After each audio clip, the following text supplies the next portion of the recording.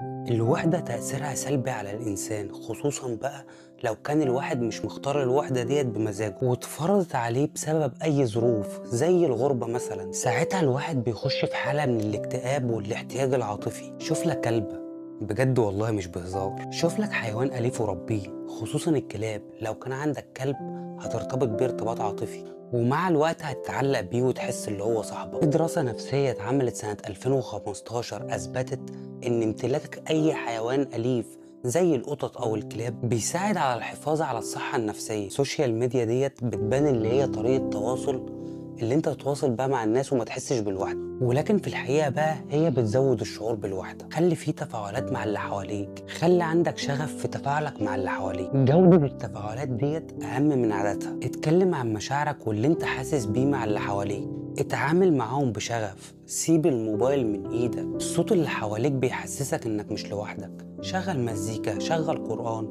ما تقعدش في صمت. اخرج من بيتك ووحدتك، انزل اتمشى شوية، انزل اجري. لو في مقدرة انك تسافر تغير جو، سافر، غير الجو اللي حواليك. العب رياضة، حاول تكون علاقات كويسة، اتعرف على ناس جديدة. العلاقات ديت هتفتح لك مجالات كتير، سواء في صداقة جديدة، في شغل جديد، اي مصلحة.